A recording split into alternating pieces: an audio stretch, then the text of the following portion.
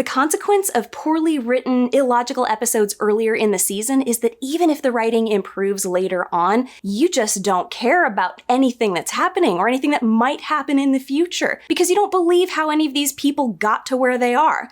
So now I'm forced to regress part of my brain so that I have something that I can latch onto and really look forward to seeing on screen. And so that's going to be the actor who plays Lan, because he's pretty good looking. So for me at least, there's that. Hey, this is The Sword and the Pen Reflections. It is my casual alternative to the formal channel, The Sword and the Pen, link up there.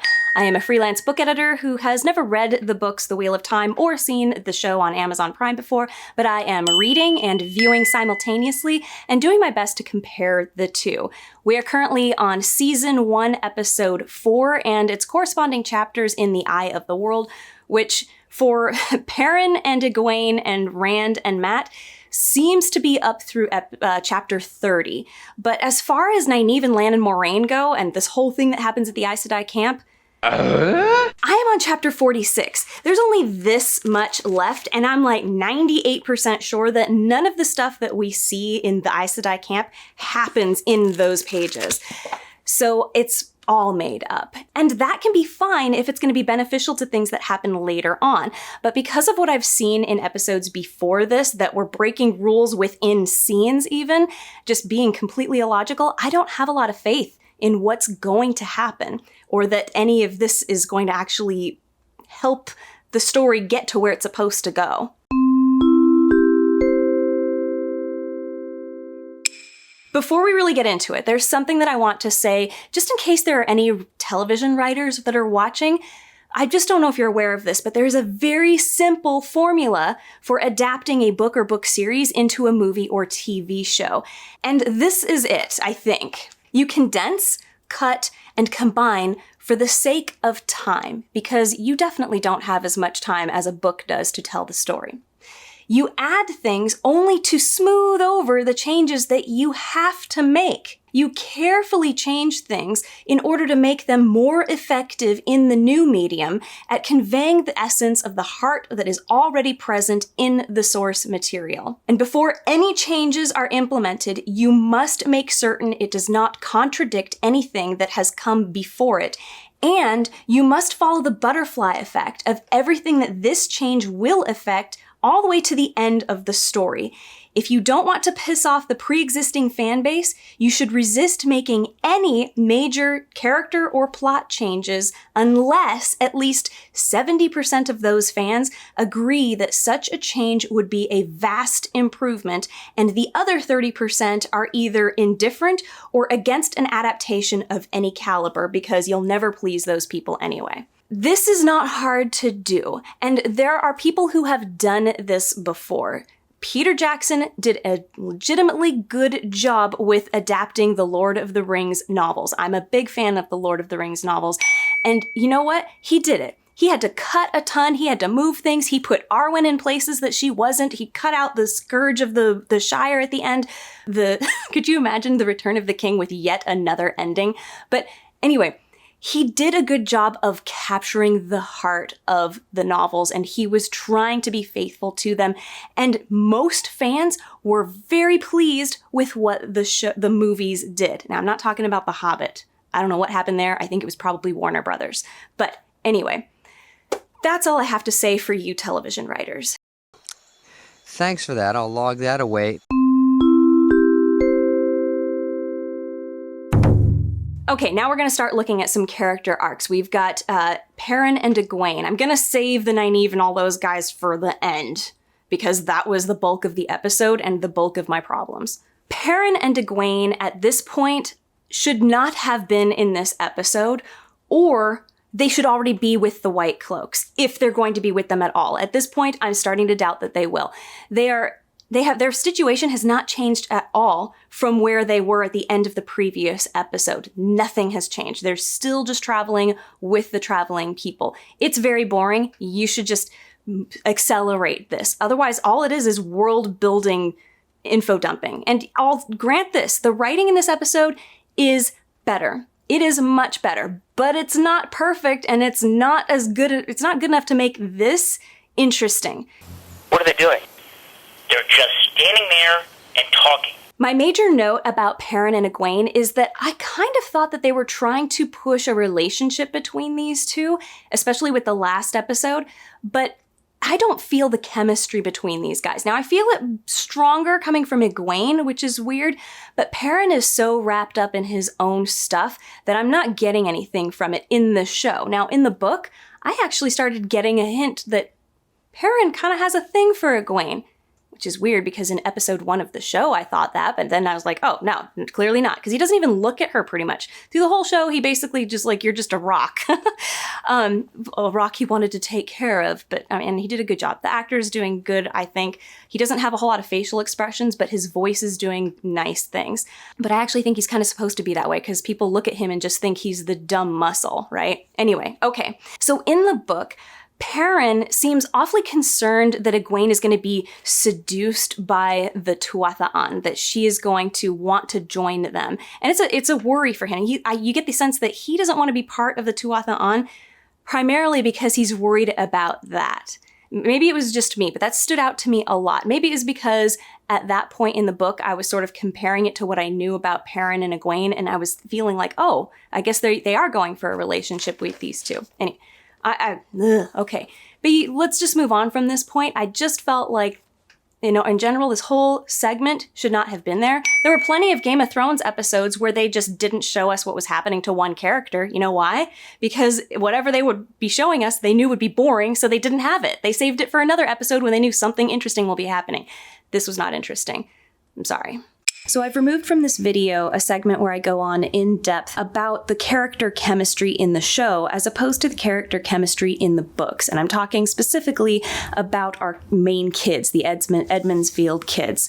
I do intend to go into this in the future, probably for an episode where the kids get reunited, because I have a feeling that what I want to discuss will be relevant to what happens in those episodes. And I think it will be a little easier to see once we get there.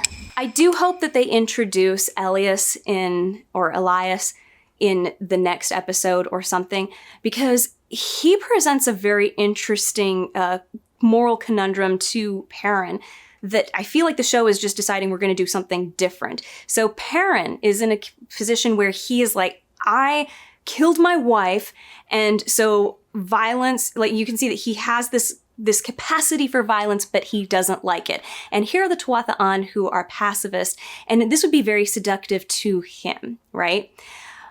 But I'm seeing, because those are the two options that are presented, he's gonna have to make that choice. Like the logical thing for him to do is to become a pacifist, right? The nice thing about Elias or Elias in the book is that he's the counter argument to that, and his presence actually makes me think that he's not going to choose that he is going to. So what happened was there was a scene where Elias was, he's basically this sort of a wild man who can communicate with the wolves, and he's sort of explaining to Perrin what's happening to him and why he can kind of communicate with the wolves. Elias is leading them across the plains, and they come across these crows, and the crows kill a fox. And these crows are the Dark One's minions, right? And so they're running from the crows. And there's a moment where Perrin is afraid that the crows are going to reach him, like they're going to kill us. And it was a horrific death that the fox went through. And he has a moment where he thinks, I should kill Egwene so she doesn't go through that. And now that's sort of plaguing him, that for a split second there, he seriously considered killing her.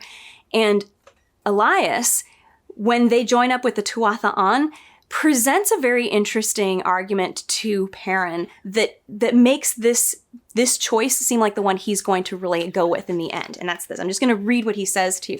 So Perrin is wanting to throw away his axe. And this is actually, I think, after they've left the Tuatha'an. But he's kind of thinking like they were right. Pacifism is the way to go. And, it's never made me happy. So he wants to throw away the axe because he doesn't want to ever use it again. And Elias says, you'll use it, boy. As long as you hate using it, you will use it more wisely than most men would. Wait. If ever you don't hate it any longer, then will be the time to throw it as far as you can and run the other way. So I am wondering how we're going to get to that realization without Elias. So Elias is the sage. He's kind of like the Gandalf for Perrin in this situation. He's explaining why things are the way that they are, and he has more knowledge and experience with the world that Perrin can learn from. Now, you can say, all right, Perrin can learn these things on his own, but I am curious about how the show is going to make that happen. But yeah, other than that, I just found this whole section so boring with the Tuatha An. And, learning about a new culture like this can be interesting, but then you have to see them interacting with the rest of the world in some way that is fascinating, like how they deal with certain situations. Just them telling you what they do is not especially interesting. It was well executed, like the scenes with Perrin and Ela were quite nice. I liked this conversation that they had, and it was deep and meaningful, but at the same time I was going, what are they doing now?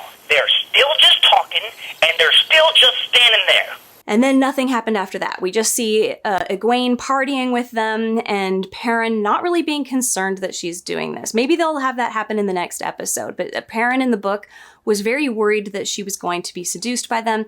And at some point, he even watches her and Aram and is like, oh no, she's going to go off with him. But of course she doesn't. She shakes her head and Aram gets all like, and he storms off because she didn't decide to live with him. If the show writers cut that out, I'll be happy with that because it was, yeah.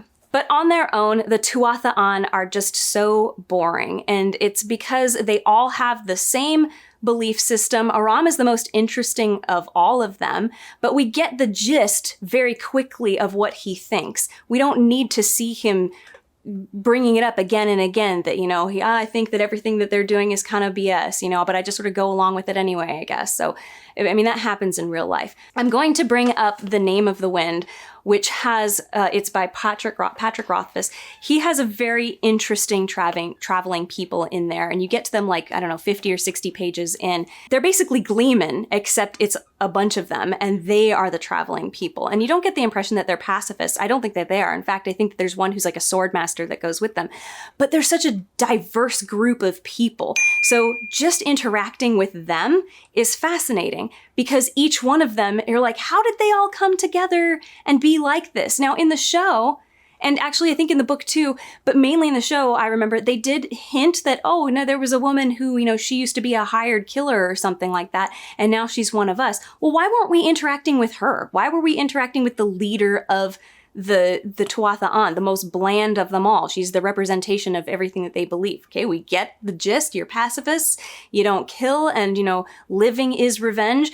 But I want to know what went through this killer lady's head to make her want to be here, and how does she struggle to fit in with everyone? Because you don't just, okay, now I'm a pacifist after you grew up being a hired killer. Before we continue, please consider liking, subscribing, and commenting, even if it's just with an emoji. It's a free way for you to support the channel, and for me, it might help bring in some money from all the commercials they keep putting on my videos. Or if you're feeling generous, maybe check out my Patreon or Ko-fi. I've got links in the description. Now let's get back to it. Okay, we're gonna move on to Mat and Rand and Tom, who I keep wanting to call Sting. You could say I lost my faith in the people on TV. We start out with Mat and Rand following Tom to a farmhouse, and Rand is like, why are we trusting this guy? He just stole from us. I know he saved our life and all, and he's right. But I had a big problem with this, and that is that Mat comes to Tom's defense, and he's like, oh no, it's all good. We should be okay with him. And I think he at one point teases Mat Mat teases Rand and says, oh, I guess, that would be really smart of him if he, killed Dana to kind of make us trust him more. And then he goes, but maybe there's some hope for you yet. This was a breaking of character for Mat that I did not like. So up until now, he's been the complainer. He's been the one who doesn't want to be going on this journey. He doesn't want to be here, and he's not going to be happy with anything. And here he is telling Rand to oh, just go with it. Everything's going to be good. Oh, you're finally coming around. What do you mean he's finally coming around? He's been against, he's the one who was trying to pull this train. You were the one who was causing problems before. Now, this should have been a big issue, especially because he's got the knife. So this dagger. Anyway, okay, so Mat should have been the one who was suspicious of Tom. And Rand should have had this encounter with Tom. I don't know. Do you know what I'm saying? This just felt off.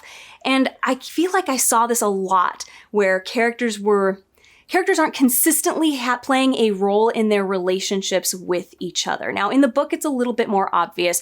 Rand is the one who is kind of trying to keep everybody together, and he's a little bit suspicious of Moiraine and all of those guys, but he's, for the most part, like, he's kind of the glue holding everybody together, which is what happens when you're the MC. Then you've got Perrin, who's just sort of along for the ride, and he seems a little bit dumb. I mean, we know he's not dumb once we get in his head, but, you know, he's just kind of going along with this, and he and Matt, or not Rand, Perrin and Rand are quite close. They are constantly thinking that the other one knows more about girls than they do, and which is kind of fun. Then Matt is the troublemaker, harmless troublemaking. So when he gets the dagger, he starts becoming more and more irritable. It's like a growing thing. And then you get the idea. Each of them has like a specific role that they play. Now, a good writer would do this, would look at every single line that a specific character says, and they would ask themselves, is this something that this character would say at this time? Or is this something that a character would do at this time? Unfortunately, a lot of this was blown by the previous episode when it was Matt who bonded with Tom and not Rand who bonded with Tom. Maybe it should have been the other way around, that Matt was the one who almost got taken by the Dana or whatever. Anyway, but you do that, and then you only break it in subtle ways so that the characters show that they have dimension and range. But they really should have a solid spot, a solid role in the dynamic. And I don't feel like we're getting that even just in between Matt and Rand. Like, who's the one driving this train? Matt should be more suspicious of Tom. Because of the dagger, Matt should be getting worse and worse in each episode, becoming more and more suspicious of other people. And this was a step back. So they talk to the farmers and find out that the farmers are okay with them staying in the barn as long as they muck it out.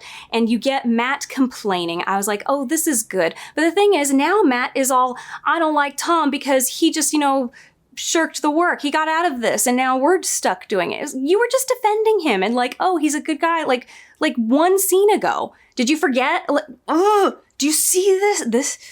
I think I've talked enough about this, but you get what I mean. I actually did like the scene where Matt was talking to the little girl. It reminds us that he's not a complete shithead, but it was hard at this point to care because he's been flip-flopping until now. It's like you don't believe that he's a real character, so when he does something that you're like, oh, that's nice, you're like, it's too bad that it's just a fake. I mean, I'm not saying that he faked this scene or that the character was faking being genuine. I'm just saying that I just didn't care. If you had never seen this show or met Matt or knew anything about the character, and I just showed you this clip of a guy with a little girl talking like this, you'd say, oh, that's sweet, but you wouldn't have any real emotional reaction to it. That is what it's like watching this when everything before it has been so illogical. We get into the cabin and we see that Matt is in there with the dead bodies of all the farmers. I actually thought this was a good fake out. I rarely find fake outs to be very good.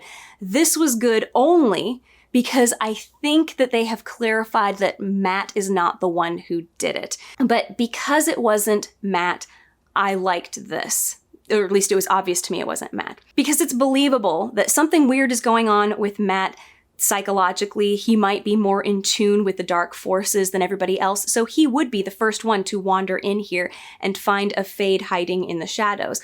But it did make me wonder, why was the Fade hiding in the shadows and not attacking Matt right away? Why was he hiding from him? Because in the book, anytime that a Fade is present, he is after the 4 dragons, or that's 3 in the book. The potential dragons, he is going after them. But the claustrophobia in this scene was good. It's a small space, and Tom jumping in to fight the Fade, looking pretty badass for a couple of seconds, was good. It was just like it was in the book, except in the book it took place in daylight in a town. I think it was in daylight. I imagined it in daylight. I might have missed a time of day indicator, but it happens in the middle of the day, and I actually found that less scary. I was kind of going, why aren't other townsfolk like noticing this and being like, oh my gosh? And they kind of were, but because they were, it was less scary. It's more creepy if it's like nobody can see it but them, or something like that, which they sort of allude to in the very first scene with Rand and his dad in the book. But yeah, so Tom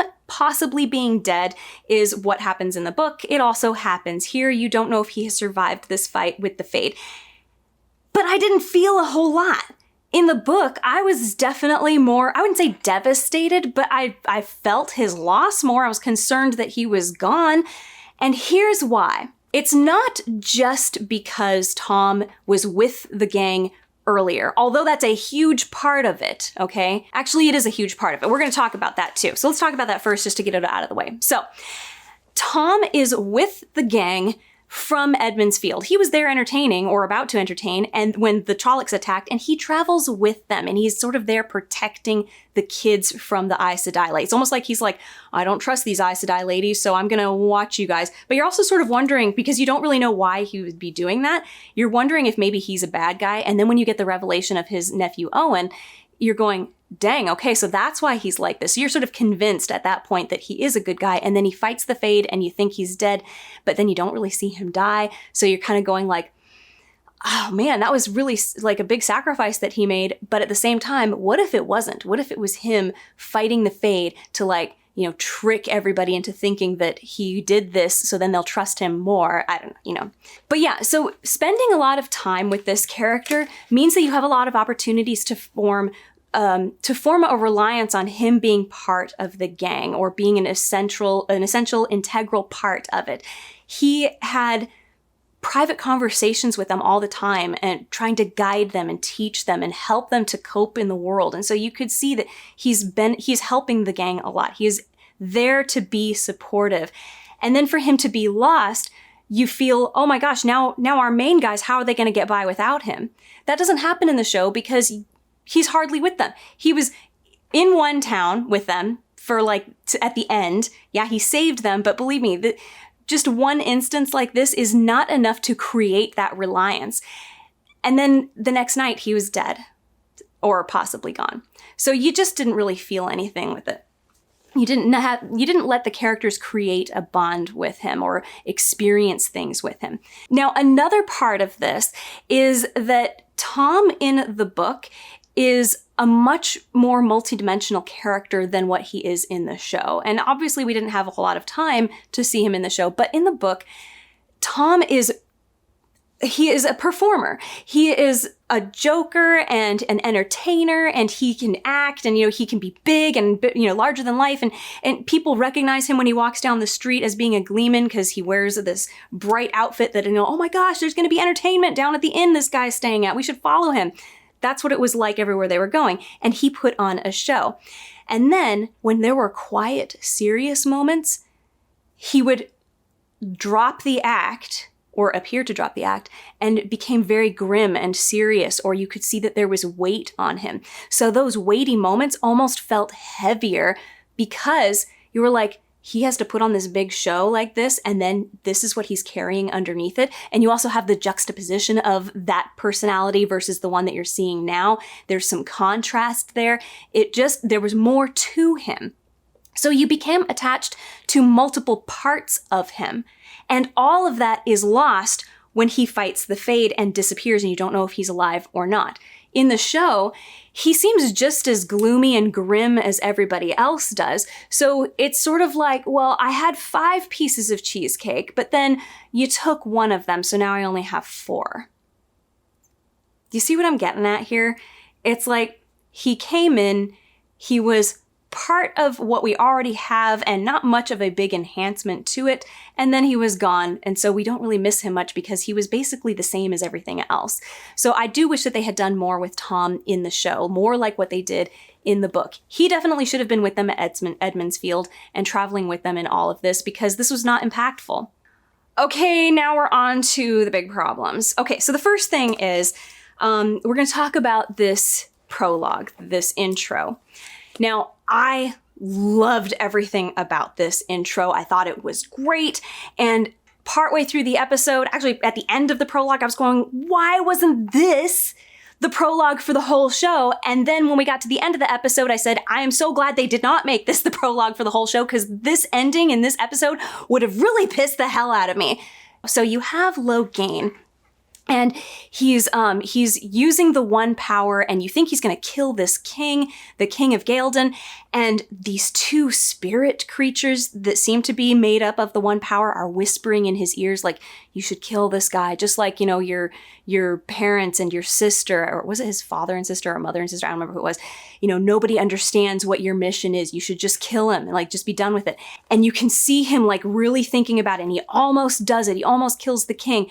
But then he doesn't. And he kneels down to the guy. He heals him, and then he kneels down to him, and he said, there is room for anyone by my side, even my enemies. I loved that because for me, there's a few reasons. So I'm going to break it down. There were a few things about this that I really, really loved. The first thing are these shadow figures. So up until now in the show, this is not the books, in the show, I have not really felt that much afraid of the Dark One. I hardly even recognize that he's a character. In the book, you get the sense that there's something that he wants the main characters to do, because in the dreams, he has conversations with them. He tries to get them to do certain things. Like, I think at one point he tries to make Rand like drink from a cup, like a chalice or something in his dream. And Rand is like, no.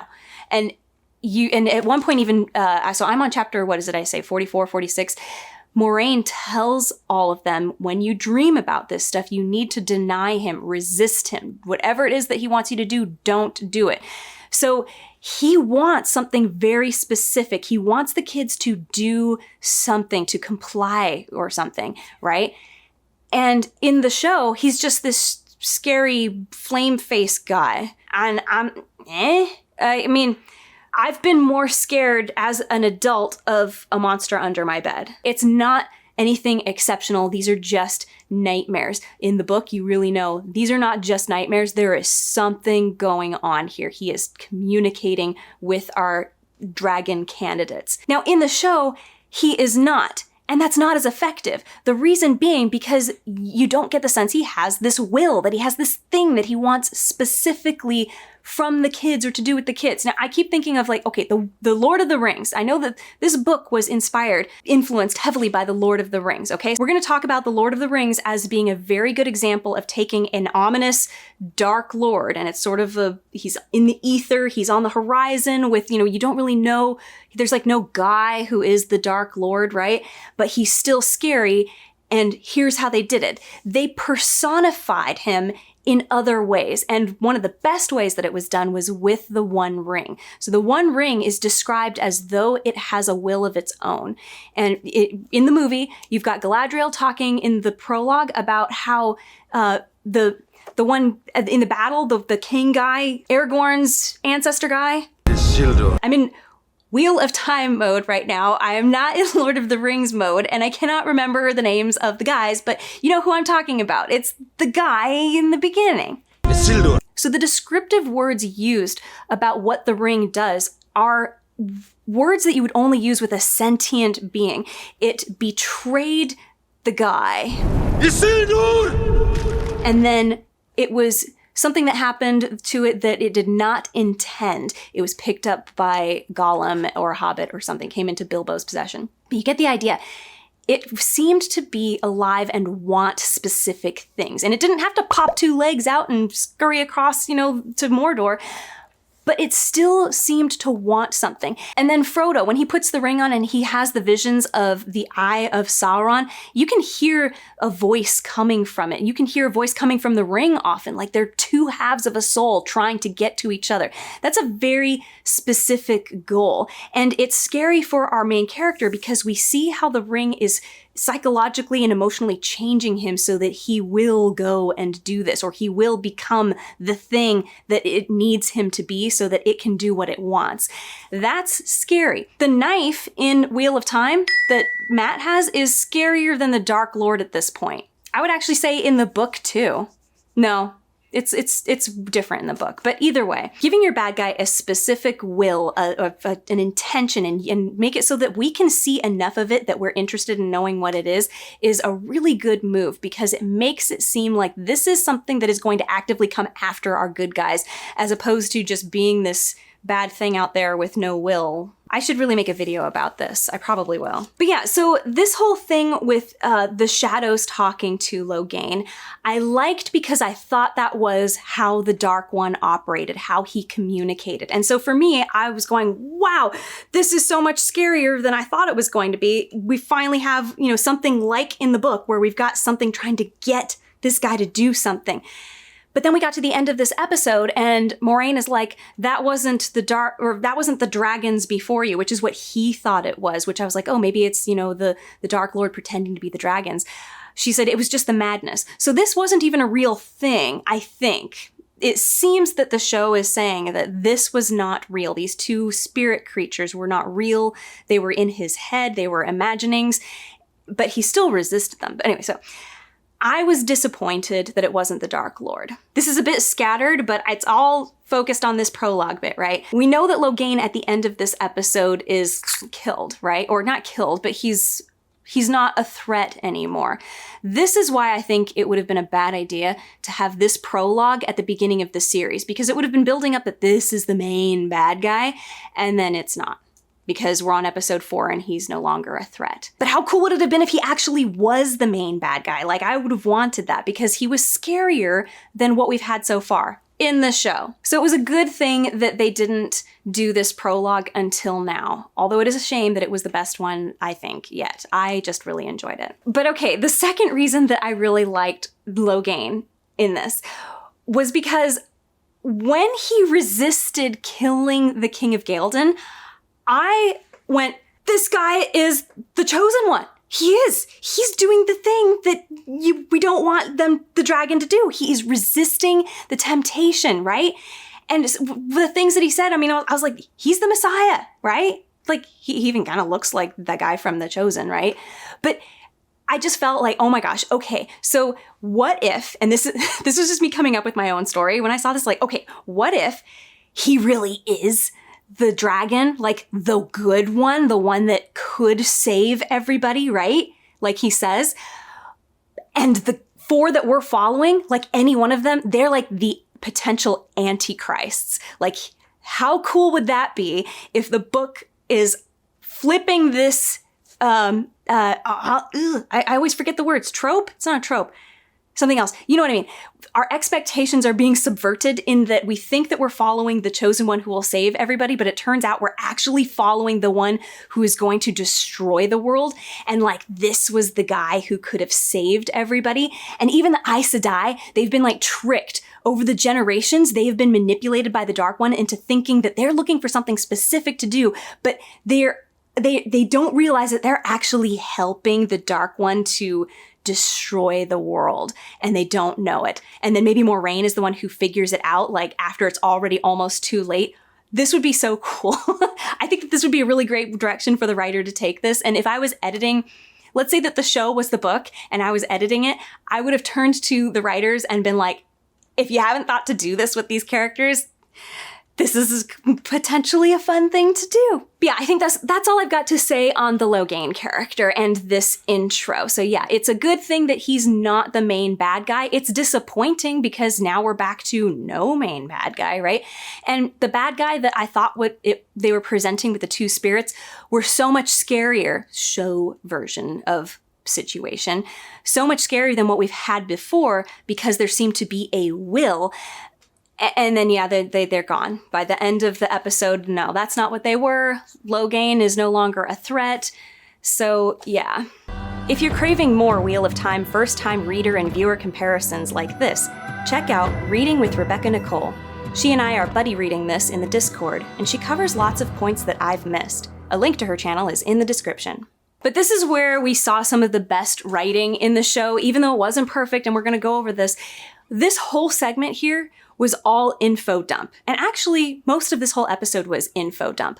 But it didn't feel info dumpy because all of this information was being introduced in conversations that were full of personality and personal relationship dynamic revelations, and which is also info dumpy, but it's a lot more interesting than like, oh, there's a bunch of different factions in the Aes Sedai, and there's the red ones and the green ones and the blue ones, and they're called Aja, and then they answer to the Amerlin seat, and then they're warders, they hang out with each other sometimes, and it was far more interesting to see the personal relationship dynamics than to get all of that other stuff. But this was all blended together. It was written so that personality was also showed off.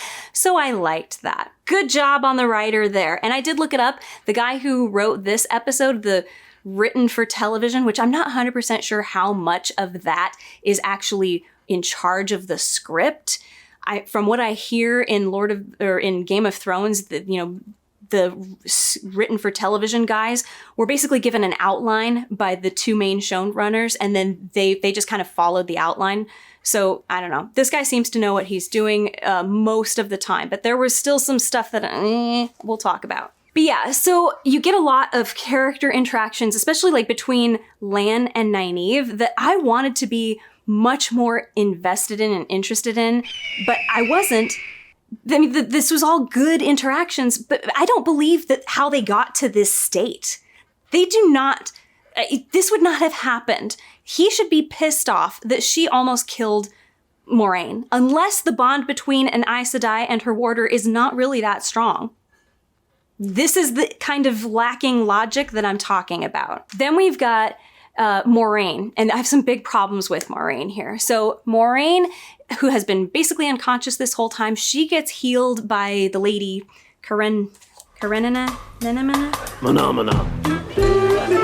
She gets healed by her friend, who then explains to her about this false dragon, and Moraine's first thought, she's healed now, her first thing is, I want to meet this false dragon. Now, I can understand wanting to meet him, but once you've met him, shouldn't you go back to what was the most urgent concern immediately before this, which was find the 4 kids who are the real dragon? And I thought that they were going to take this in the direction of Moraine doubting that maybe she had the right kids, but then they didn't. So there's a moment where Lan asks her, like, how powerful is he? Is he as powerful as Egwene? And she goes, I don't think so. I don't know. She says, I don't know first, and then I don't think so. Either way, at no point in this episode were they stressing that Moraine was doubting she had the wrong group, because that conversation with Lan even ended with her going, I can't believe we lost them. We've been searching for them for 20 years and we lost them. So she's sure that these are the guys she's been looking for, the 4 dragon candidates, right? But now, after she's healed and she's checked out Logain, she has no interest in going and searching for them. And they tried to smooth this over with Lan talking to Nynaeve later and saying, like, we're going to get to the White Tower and we're going to get the resources there to go and track everybody. I just didn't buy this. I didn't buy that this would be Moraine's plan. I didn't buy that this would be Nynaeve's plan, because I don't think that Nynaeve, especially who we saw in the previous episode, who almost killed Lan for this information, would be like, okay, we'll just wait the month that it's going to take to get to the White Tower, because they said that they are hundreds of miles away from the White Tower, and they're on horses, and they have tents and, tons of wagons of stuff that they got to carry along with. They are not going to be getting there anytime soon. In the meantime, there's a Trolloc army hunting down the kids. Now, in the book, Moraine had a way to track the kids, and that's what she does. She, as soon as she's healthy enough to, immediately tries to go and find them. And you just don't feel like Yeah, I just don't think that was stressed enough, that Moraine and Nynaeve really want to find these kids. Because why didn't they just leave the camp and go back to Shadar Logoth and track them from there? At least in the book, there was a point before they got separated. So Moraine is conscious in Shadar Logoth. She is with all of the kids when they know that they're going to be separated. And she turns to them and she's like, you know what? Okay, everybody, we're going to meet at the river at this spot. And then from there, we're going to go to Tar Valon. So that's the plan. So everybody knows where they're going and why. And I know that everybody in the show kind of knows that they're going to the White Tower, right? But we didn't have that stress of like, if we get separated, you go there. In the book, that was stressed. And I feel like this was an important thing that they should have done that would have justified Moraine and Nynaeve staying with the Aes Sedai in this camp, because they are now with a group that is going to get them to the White Tower quickly. Although, then later in this episode, you have Red Aja lady going, we got to go hundreds of miles and this guy is slowing us down. So that's not really going to be the fastest way. Oh, the illogic. Okay, I'm going to talk about this Red Aja lady. I liked her by the end of the episode, but by that point it was too late. I think she was so cartoonish all the way up until this, that segment there. She just seemed ridiculously evil. I don't think that she is sustainably like this in the environment that she's in. So she's a leader of the Red Aja. I'm getting this impression. I don't think it's been stated explicitly, but you get the idea. And she just walks around with this, I'm gonna f you up face all the time, right?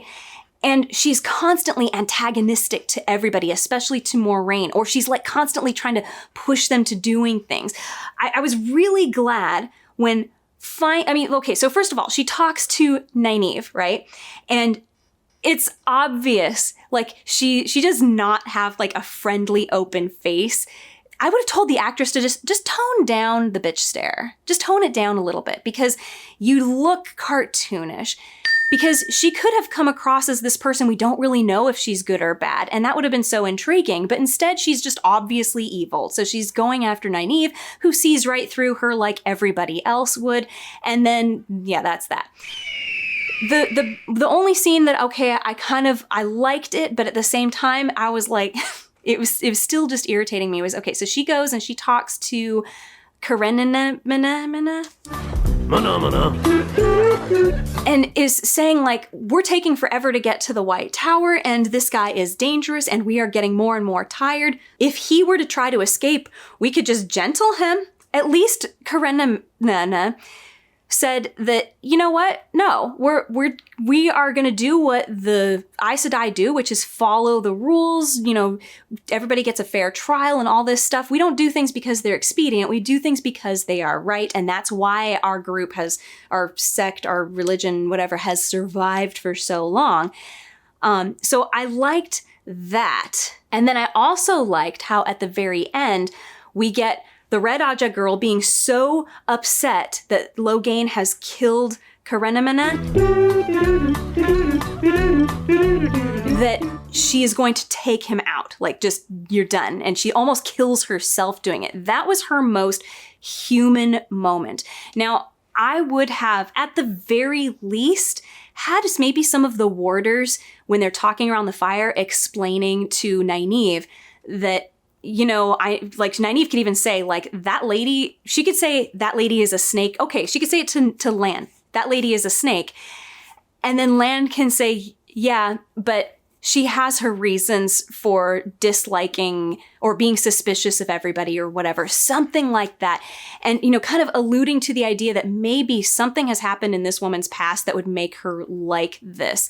And that doesn't always pass as enough, but it would have been better than nothing because we got nothing until the very end of this episode. It was the first time when she's about to take out Logain or gentle him or whatever, that had a reason. She wanted to do it because he almost killed, or he did kill Karenina, right? That was the only time that I was like, okay, I understand why she's doing what she's doing. I don't agree with it, but I understand it. And that actually creates conflict with me. Do I like her? Do I not like her? That.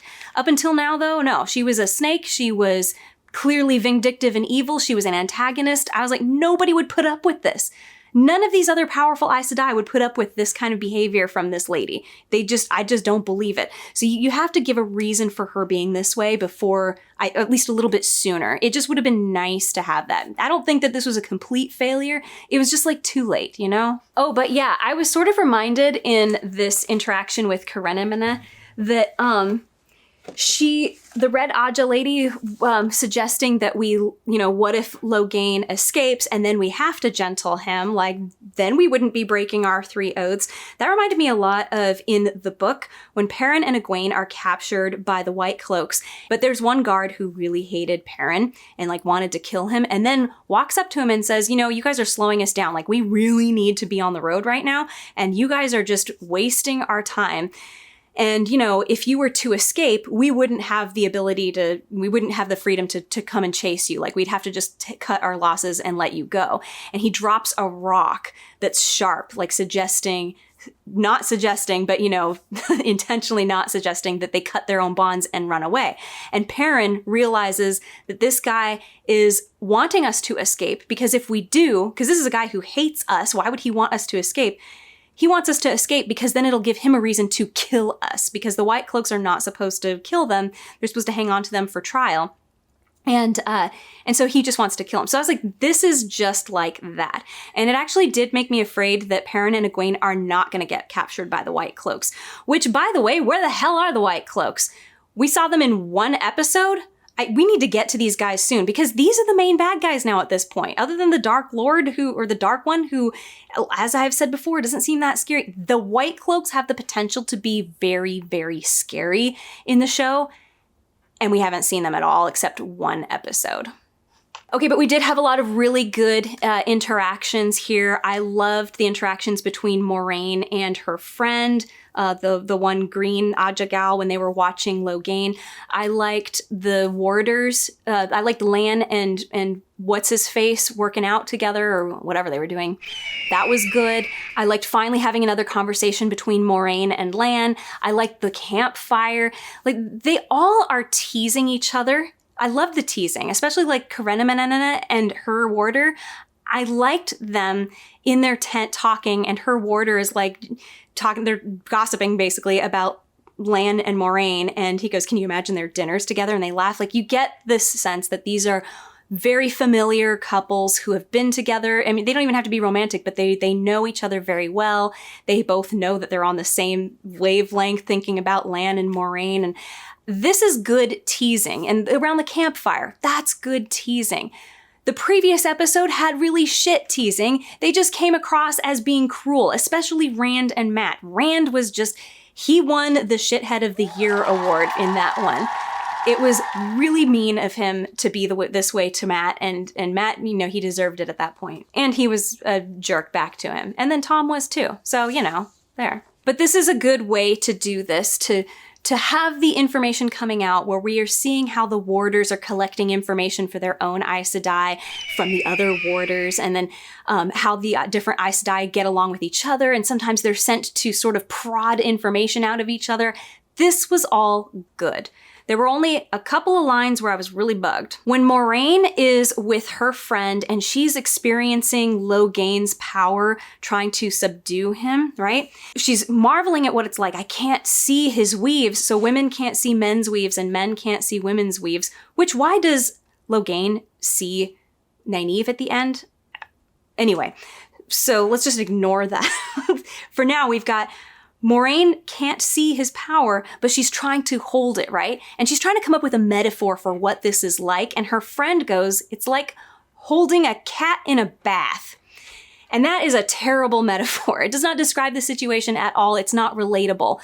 I think that if I was in the writer's room, I would have said, okay, guys, if we can't think of any better metaphor, like wrestling the wind, or, trying to hold down a cat in a dark room or something. I don't know what. If I can't think of something good, you know what you do? You go on to Twitter or Facebook or whatever platform that you're on, and you just say, hey, I need a metaphor for when you can't see something, it's invisible, and you're trying to hold it down. And I need it to be not a modern metaphor where it includes things like cars or laptops or anything. I need it to be something that is timeless. For example, wrestling the wind, right? But I need a better one. What's one that you can think of? And I would have had a bunch of ideas coming to me from other people, and it would have felt totally original, and I would have used that. That's not a hard thing to do. Another one that bugged me was, and this one actually is kind of a big deal. I really think that this was a miswritten line because it made absolutely no sense at all. So we've got Liandrin, and she's talking to, I think it's Karina. What is her name? That lady, the lady. She essentially says, it's much harder to hold a shield on somebody than it is to break out of it. And look at him, not a sweat drop on his brow or a tremor in his lip, while we are ragged. That makes no sense. It's like saying, oh my gosh, look at this. Our job is so hard, and he's not even breaking a sweat. Like, isn't that a surprise that he's not breaking a sweat? That's how this is delivered. But it's not a surprise. You just explained what's going on. What I think this line was supposed to say was that to break out of a shield is much harder than to hold one. There's two of us and only one of him, and look at him. Not a sweat on his brow, not a tremor in his lip. It looks like he's just relaxing there, where there's two of us and we're ragged. Like, as in, his job is supposed to be a lot harder than ours, and we can't even keep up with him when he doesn't even look like he's trying. That is why you say a line like this. That is what makes sense. What they said in the show makes no sense at all. Probably my favorite line in the entire episode came from the Green Aja, whose name I don't even know if they said her name, but it's Moraine's best buddy, the one who knows about the dog, Jelly, which I liked that. That was sweet. She said, I can't help but wonder, what if this really is the dragon? And he's supposed to help us at the last battle. But by the time the last battle happens, we've already let the Red Aja gentle him, and now we don't have him. That to me was such a good question. I just felt like this is one that should have been played up a lot more. I feel like when she said that, maybe Moraine should have been like, maybe I should question whether I have the right group of kids. This would have been nice to have this conflict in her, because the tiny little moment where she goes, Lan goes, is he stronger than Egwene? And she goes, I don't know. I don't think so. Like, that was the extent of her doubt. I don't know. And then I don't think so. I would like to have seen this really plaguing her. Because then when she goes and she faces him at the end and says, she seems very confident that he is not the one.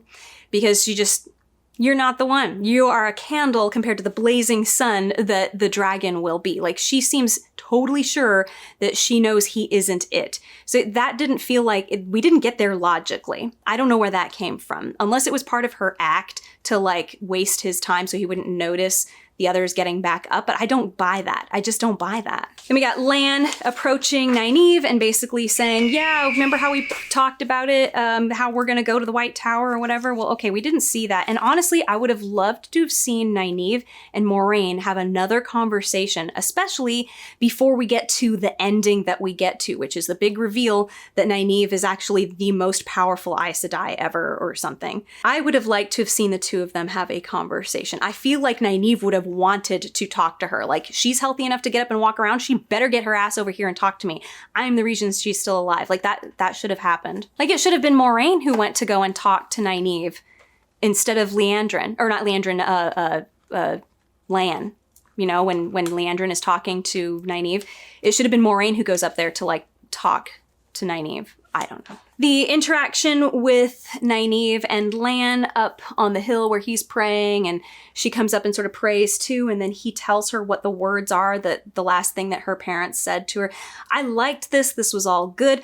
But again, I didn't give a shit because I don't believe that they would be friends. It just feels forced. It feels like this is not where these two characters should be right now, because everything that happened in the previous episode up until now, it was like forced and fake. It was like, oh, we gotta get them together. I'll make it fit. There. It fits. It fits? I like that Lan at the end of this, though, does say that, you know, Nynaeve goes like, oh, you're not what I expected. I thought that you were like a lapdog for the Aes Sedai or whatever. And he goes, oh yeah, well, you're exactly what I expected. So one of two things, either an absolute vindictive bitch or all full of shit. Then we get to something that, okay, so this, I think I've explained. I don't know if I've explained. This is my second time recording this video because the first time was 2 hours and I'm not uploading 2 hours. But anyway, you get the idea. Since recording this the first time, I wanted to know if this next complaint that I have, was this a complaint from everybody or just me? I couldn't think of a solution for this problem, and I wanted to see if anybody else had thought of one. And one of the first videos that came up in my YouTube thing was this kid. He's like a muscle kid who does nerdy reviews, and he came up with a great solution. So I'm crediting that kid. Maybe I'm showing a video of him, and his information is in the description. But he said what I was thinking, which is that these armies attacking the camp, Logain's armies, the King of Ghealdan's armies, was not believable. It felt sudden. It felt like it was out of the blue. And he's right. And it was exactly what I was thinking. But this kid came up with the solution. He said what we should have done is at the end of the prologue, we should have had Logain telling the King of Ghealdan that he has this plan with the Aes Sedai. Of how to deal with the Aes Sedai. Maybe the king should say like, oh no, what are we going to do about, the Aes Sedai though? Like, we can't get past them. And he says he has a plan. And the plan would have been this. I'm going to let myself get captured. This is Logain. And then when they're trying to hold me down and restrain me, I'm going to drain the hell out of all of them so that all these Lady Aes Sedai are really weak. Let me stay with them for like 5 days. That should be enough to drain them enough. Then your armies come in and attack their camp. And at that same time, when I know that you guys are attacking, I will break out. I'll be able to kill all the Aes Sedai, and you'll be able to kill all the warders because you'll be an army. And that will be victory against this Aes Sedai group. That's brilliant. So I have to credit that kid. He came up with a very good idea. And I didn't know how to fix this problem because I had the same issue. I didn't believe for 1 second that all these powerful Aes Sedai ladies had no idea that they were being followed by armies, plural. Now, in the book, and they didn't do it in the show. They did do it in the show, but they didn't stress it. But in the book, Lan, as a warder, one of the things that he does is ride ahead of the gang to make sure the coast is clear and camp is set up and whatever. And also, as the group is going, and ride behind to see how far the Trollocs are behind them. So the warders are constantly patrolling, at least Lan is. I was under the impression that this is what all the warders do. But either way, we're in an Aes Sedai camp. I would think that the warders who are so protective of the Aes Sedai would be doing this sort of thing. All they would have to do is climb to the top of the mountain or a tree to look off in the distance and see that there's there's armies, plural, coming after us. I didn't believe that they would not know it until 30 seconds before because of Karenina's war. What did she say? Did she call them wards? Either way, she had some sort of an alarm system set up and it alerted them, 30 seconds before the armies were on top of them. But you could have set this up so that it made it so that the audience knew this was a possibility. And it would have made the scenes with them very tense. We'd be looking at Logain and the Aes Sedai and going like, he's up to something, ladies. Like, I don't know, and then even if we didn't suspect it, when the attack happened, we'd be like, oh, this was the plan. Instead, we're just going like, how did these ladies not know that this army was coming or these armies were coming? You get the idea. We're moving on. I have to move on. And you know what? Shame on Amazon Prime for not having more extras to be in this army or armies, because it did not look like armies. It looked like just a gang of guys. Where is the money? Where did all the money for this extremely expensive show go? Show me the money! I don't think it would have been that hard to find a bunch of extras who would have been willing to come in there and just be bodies running through the forest, right? Show me the money! But you know what? There was a scene where Nynaeve was in the battle. She was fighting and this guy with an axe comes running towards her. And for some reason, the guy with the axe does not try to hit her with the axe. So what does she do? She ends up in some sort of like a wrestle with him and stabs him a bunch of times. Where's the fight choreographer? This could have been fun to see something interesting happen here. And then we also had a moment in that battle where Lan points off into the distance and says something like, over there, or there they are. And then the camera shows what's over there, and it's like a bunch of guys right there. Like, what were you pointing at? Like, oh, did you not notice the guys over here? It was just poorly edited, poorly planned. See, like, with fight scenes, you've really got to plan out what the camera is going to see. That storyboarding should be really thorough before you go in and shoot. So that way you don't end up in the editing room going, oh, what is Lan pointing at? Just this footage here of these guys, that'll work. Like, nobody could have noticed them. I did like that, the staging of that one Aes Sedai girl with her arms up and the two warders, I liked that. It was pretty, very pretty. Then we're back in the cave with Moiraine and Liandrin and Karenina and Logain.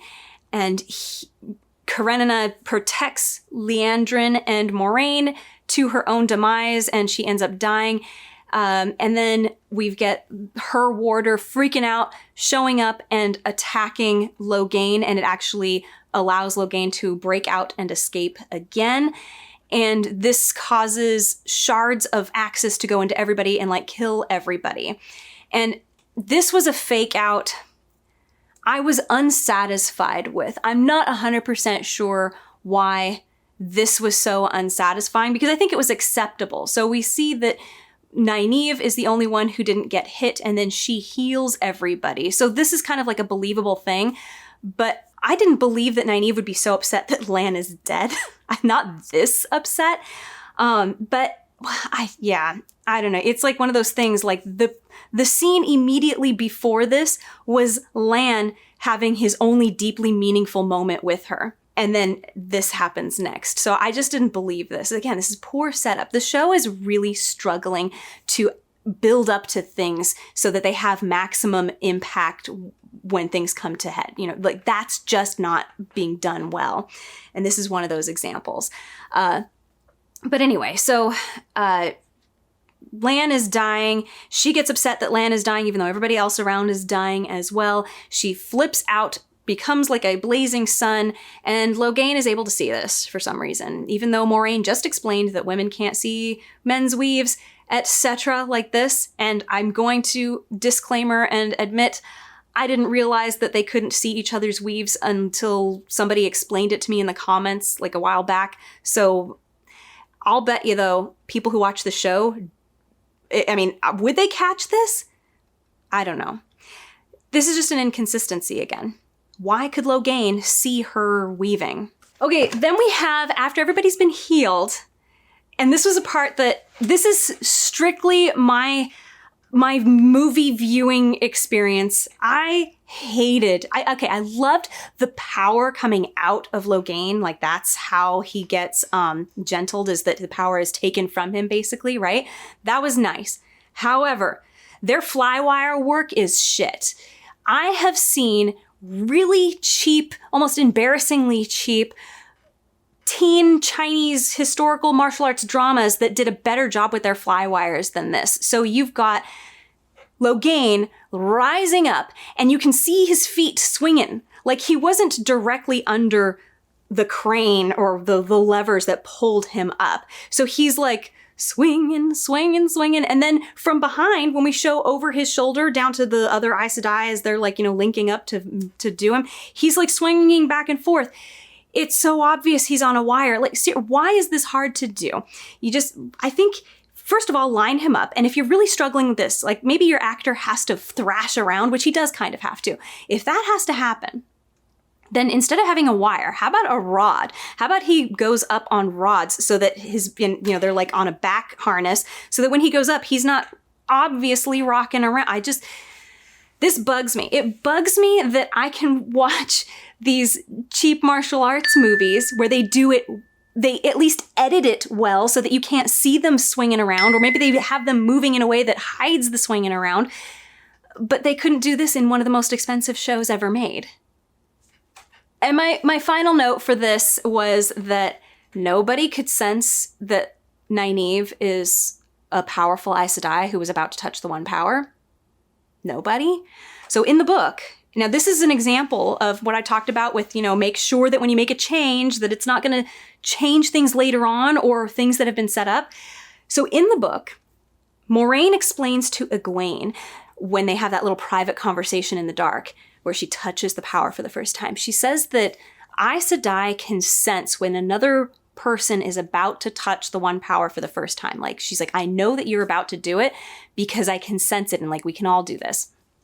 And even if she was implying that only like a certain kind of Aes Sedai can sense this, or, a certain power level Aes Sedai can do this, nobody in the camp, the Aes Sedai camp, was powerful enough or intuitive enough to know that Nynaeve was about to touch the One Power.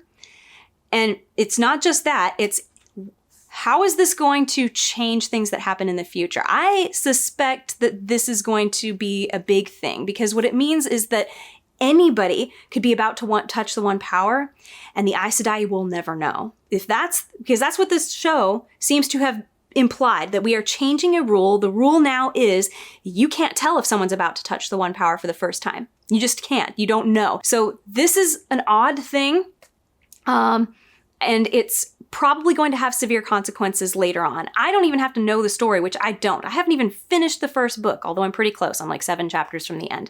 And I can tell that this was a pretty big thing to change. So I do wonder what they're doing with this. Now, I have to end all of this now because I'm just going to prattle on forever. But this episode was just, it was exhausting to talk about. I was having so many problems with so much of this episode, and it was all because of stuff that happened beforehand. Like, I had a handful of things that were unique to this episode alone, but most of the stuff that I had to complain about was related to how it was built up to in previous episodes. This makes me think going forward, I don't have much to look forward to. And that's really disappointing. I can see things in this episode that were good. Like I said, I loved all the interactions between these characters. But I don't have any faith that this is how it's going to be going forward, because up until now, it's been pretty weak, especially with that last episode. Geez, I hope whoever they had write that one, they're not writing any more episodes, because that was just horrifically bad.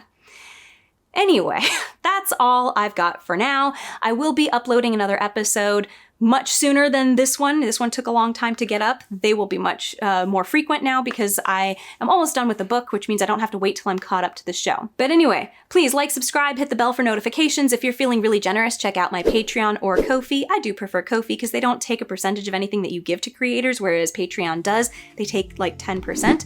And that's it. Be good to yourself.